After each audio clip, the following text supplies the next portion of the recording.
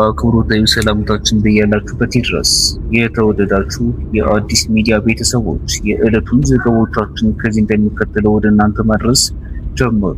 አብይ ነጥቦችን በቅድሚያ ሻለቃ የተደመሰሰበትን ሞርታርም የተማረከበትን ውጊያ አድርገናል ሲሉ የፋኖ ኃይሎች ገለጹ። የመንደር ጽንፈኞችን አጽድተናል ይላሉ። በክልሉ በርካታ ወታደሮች እርስ በርስ ጦርነት መስዋዕትነትን እየከፈሉ ቀጥለዋል። በቀዳሚነት በዝርዝር የምንመለከተው ጉዳይ ይሆናል። የህወሓት ከፍተኛ አመራሩ የኢትዮጵያ ነባራዊ ሁኔታ ከዩጎዝላቪያ መፈራረስ ጋር አያይዘው አቅርበዋል። እንዴት የመቶ ሚሊዮኖች ሀገር ታሪክ ራሱን እየደገመ መሆኑን ዓለም መመልከት ተሳነው በማለት ጠይቀዋል። ትሰሙታላችሁ። በአዲስ አበባ የጦርነት መንፈስ የስርዓቱ መገለጫ ሆኗል ሲሉ አቶ እስክንድር ነጋ ገለጹ። በከተማዋ መኖርም ፖለቲካ ይሆናል በማለት አክለዋል። ይህንንም ይዘናል። ይህ በእንዲህ እንዳለ የአዲስ አበባ ከተማ ከንቲባ አዳነች አቤቤ አዳክመናቸዋል ሲሉ ተናግረዋል። ስንዴ ስንል ነበር አሁን ጠግበናል ብለዋል። ስንመለከተዋለን። ጦሩ ኢትዮጵያ ድንበር ከባድ ውጊያ ተቀስቅሶ ቀጠናውን መቆጣጠሩን አሳወቀ። የተበታተነው ሰራዊትም ወደ ኢትዮጵያ መግባቱን ሲገልጽ በኤርፖርቱ ላይ የድሮን ጥቃቶች መፈጸማቸውን አንስቷል። ሌላኛው መረጃችን ነው። የአሜሪካ ፕሬዝዳንት ዶናልድ ትራምፕ የኢራን ምላሽ ውድቅ አደረጉ። የተሰጠችው ምላሽ ፍጹም ተቀባይነት የሌለው ብለዋል ጠቅላይ ሚኒስትር ቤንያሚን ኔታንያሁ። አሁን ደግሞ ከኢራን ጋር የሚደረገው ጦርነት አላበቃም ሲሉ ተናግረዋል። የተወደዳችሁ የአዲስ ሚዲያ ቤተሰቦች አብራችሁን ስትቆዩ እነዚህንና ሌሎች መረጃዎችን ትሰማላችሁ። ለቻናላችን አዲስ ከሆናችሁ ላይክ፣ ሼር እና ሰብስክራይብ በማድረግ ድጋፋችሁን እንድታሳዩን ስንል ሰናይ ቆይታ ይሁንላችሁ። ሻለቃ የተደመሰሰበትን ሞርታርም የተማረከበትን ውግ አድርገናል ሲሉ የፋኖ ኃይሎች ገለጹ። የመከላከያ ሰራዊቱ ጄኔራል የመንደር ጽንፈኞችን አጽድተናል ይላሉ። በክልሉ በርካታ ወታደሮች እርስ በርስ መስዋዕትነት እየከፈሉም ቀጥለዋል። ሀገሪቱ የጦርነት የሞትና የመጎሳቆል ያደረጉትን የብልጽግና ሰዎች በየስፍራው በሚከፈቱ ጦርነት የሚሞቱ የድሃ ኢትዮጵያ ልጆችን እናት ስትወልድ እንደሚፈሳት ደም የእነርሱም ደም ለኢትዮጵያ መወለድ ነው እያሉ መንበራቸውን በዜጎች ነፍስ ለማጽናት እየተገለገሉበት የቀጠለ ነው። ከሰሞኑ ልጁን በአማራ ክልል ጦርነት ያጣች እናት በኦሮሚያ ክልል ቢሾፍቱ ላይ ሆና እንዴት የመከላከያ አባል ልጁን ሞት እንኳን ከፋኖ ሊሰማ ይችላል? የምታቀርበው ጥያቄ ለዚህ አንድ ማሳያ ይሆናል። ዛሬ ላይ ግን ሞትን እንኳን ለመስማት ደውዬ ልጅን ስልክ ላይ ስንደውል ፋኖ አንስቶ ልጅሽ ተሰውቷል፣ ልጅሽን ገልነዋል ሊጓጓ ሲል ወደ ጎንደር ልጅሽን ገልነዋል ወደ ጎንደር ሊመጣ ሲል አጅሬ ተራራ ላይ ነው ያለው የተሰዋው ብሎ ያለ ፋኖ ከመከላከያ ሳልሰማ የልጅ ሞት ከፋኖ ነው የሰማው።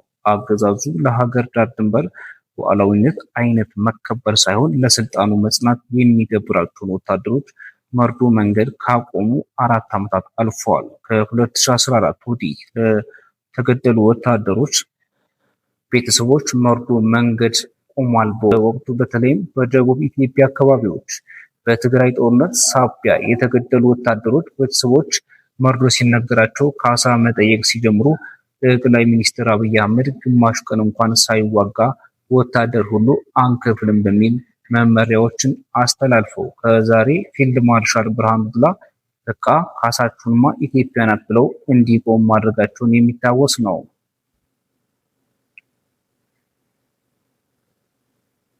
የዲሃ የኢትዮጵያ ልጆች ስብስብ የሆነው የመከላከያ ሰራዊቱ ያለፉት 7 ዓመታት ታሪክም በፈለገ በተለያዩ የሀገሪቱ አካባቢዎች ከገዛ ወንድሞች ጋር እየተዋጉ እንዲቀጥሉ መገደሉ ነው። ከሞቱት ባሻገር የተማረኩ የሰራዊቱ አባላት የታላቁ ሩጫ ሰልፈኞች ተብለው በአብዛኞቻቸው ተገድለዋል። ባለፈው ሳምንት በደቡብ ጎንደር በቃንትና ስማዳ ቀጠና የተማረኩ የሰራዊቱ አባላት የካዋቸውን እንደ ጄኔራል አልባጭ ያሉ አዛዦች እያስታወሱ እንዲህ ሲሉ ይደመጣሉ። አባታችን ተማርኳል፣ አባታችን ተማርካችኋል፣ ተማርኳል፣ አትስሙም። አባታችሁ ተማርኳል፣ አትስሙም። አባታችን ተማርኳል፣ አባታችን ተማርኳል፣ እኛም ተደግመናል፣ እኛም ተደግመናል። ስቴደንስ ይችላል። ዛሬ ቀኑ ስንት ነው? 29 የሀገሪቱ ሰራዊት የኢትዮጵያ ብሔራዊ ጥቅም እና አዳር ድንበርን ከማስጠበቅ ተፈናቅሎ በየሰፈሩ የፖለቲካ ልዩነት ካላቸው የሀገሪቱ ወጣቶች ጋር ይዋጋ ዘንድ ተደርጎ እየገጠመው ያለው ሁነት እንዲህ ያለ ቢሆንም የደቡብ እዝ ምክትል አዛዡ ሜጀር ጄኔራል ደስታ ግን የሰፈር ጽንፈኞችን አጽድተናል የሚል ንግግር አድርጓል። በእርግጥ ወታደራዊ አዛዦች ብቻ ሳይሆኑም የብልጽግናው ሹማምንትን ጽንፈኛ እኮ ጠፍቷል፣ የተወሰኑትም የቀሩትም ርህራሄ አድርገንላቸዋል እንጂ ከምድረ ገጽ አናጠፋቸውም ነበር እያሉ ሲናገሩ መደመጣቸውን መዘገባችን ይታወሳል። እኛ ኃይል አለ ብለን የመጨረሻውን ጥይት ስላልተኮስ ነው እንጂ ከመሬት ልናጠፋው እንችላለን። አንዳንዴ ትዕግስት እየወሰድን እናትነትን የምናደርገው የሽፍታ ቡድን ስለሚያሸንፈን አይደለም። የፖለቲካ የበላይነትን የህዝባዊ ተቀባይነትም የለውም። ውስጡ እየፈረሰ ነው። ውስጡ እየተዳከመ ነው። ውስጡ እየተወረረ ነው።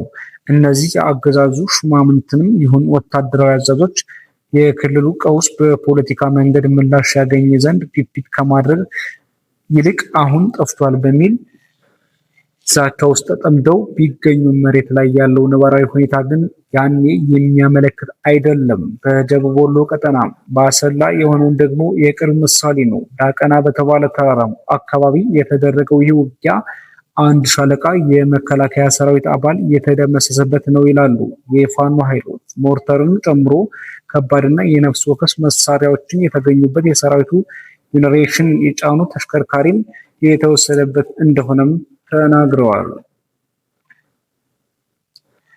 ይህ ወታደራዊ ቁሳቁስ ሲሆን አላስፈላጊ መስዋዕትነትን የከፈሉት ልክ በጎንደር አጅሬ ጃኑራ ላይ ልጁን እንዳጣችው እናት ሁሉም አምባሰር ተራራ ላይ ብዙ እናቶች ልጆቻቸውን እንዳጡ ያደረገው ውጊያም በኢትዮጵያ መካከል የሆነ ነው። ለብልጽግና ሰዎች ግን እንዲህ ያለው ሞት በየከተሞች የስንዴ ነዶ ይዘም ለመጨፈር እስካልቻለ ድረስ ሞት አታድንቁ የሚል ምላሽ የሚሰጥበትም ይሆናል።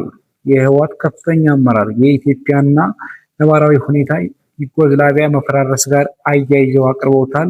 እንዴት የመቶ ሚሊዮኖች ሀገር ታሪክ ራሱን እየደገመ ስለመሆኑ ዓለም መመልከት ተሳነው በማለት ጠይቀዋል። ከሰሞኑ አቶ ጌታቸው ረዳ በትግራይ ክልል ያለውን ፖለቲካዊ ሁነት ተከትሎ የመካሪዎች ያላቸውን በመቀሌ የሚገኙ ፖለቲከኞችን የተቹበትን ሀተታቸውን ተከትሎ ምላሽ ያቀረቡት የህወሓት ምክትል ሊቀመንበር አማኑኤል አሰፋ አዲስ አበባ የሚገኙ አብይ አህመድ ያደሩ ያሏቸው የቀድሞ የትግራይ ሹማምንትን ታሪክ አንስቶም ሲያርም እየተባለ ከሚታወሰው ጠላትነት እንደ ጻድቅ የመቆጠር የስነ ልቦና ችግር ቀን አገናኝቶ አቀረበው እንደነበር ይታወሳል።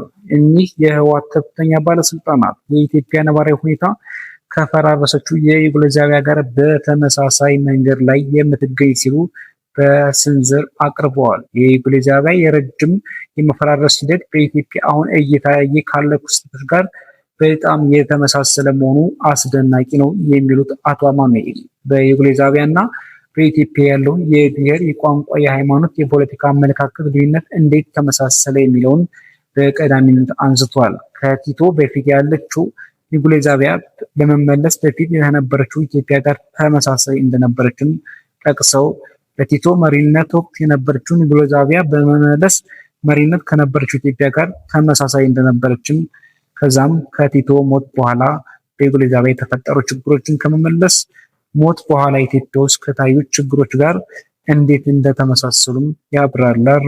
በዩጎዝላቪያ ለቤት ፈጽሞ የሞት ጥፋተኞች ከባባም የማቆሪያ ካምፖች፣ የዘር ማጽዳት፣ የጅምላ ግድያና ጾታዊ ጥቃት ኢትዮጵያ እንዴት በተመሳሳይ መንገድ ሊፈጽሙ ቻሉ ሲሉም ይጠይቃሉ። በፈራረሰችው ሀገር አሁን በዛ መንገድ ላይ ባለችው ኢትዮጵያ ውስጥ ያለው ክልል የተለያዩ ሁኔታ የማግለልና የማጥቃት እንደዚሁም በኢኮኖሚ የማድቀቅ የተመሳሰሉትን እንዴት ነው ማለት ይጽፈዋል። በዩጎዝላቪያም የዴትን ስምምነት አለመተግበር ያጋለጠው ወረቀት በኢትዮጵያ ውስጥም የፕሪቶሪያው የሰላም ስምምነት ላይ ካጋጠመው ችግሮች ጋር ምን ያክል ተመሳሳይ ሆነ እያሉም ቀጥለዋል። የአደም አፋሳሽ የመፈራረስ ሂደት ለኢትዮጵያ እንዴት ማሳያ ሆኖ ቀረበ ብለዋል አመራሩ። በግል ገጻቸው ላይ ባሰፈሩት ታሙ አሳዛኙ ነገር ከ100 ሚሊዮን በላይ ህዝብ ባላት ሀገር ውስጥ እንዲህ ያለ ታሪክ እንደገና እንዲደገም ዓለም አቀፍ ማህበረሰቡ ስለምን ዝምታን መረጠ የሚለው ነው በማለት ነው የህወሓት ከፍተኛ አመራሩ የጠየቁት። በአዲስ አበባ የጦርነት መንፈስ የሰራዊት መገለጫ ሆኗል ሲሉ እስክንድር ነጋ ገለጹ። በከተማው መኖርም ፖለቲካ ሆኗል በማለት አክለዋል።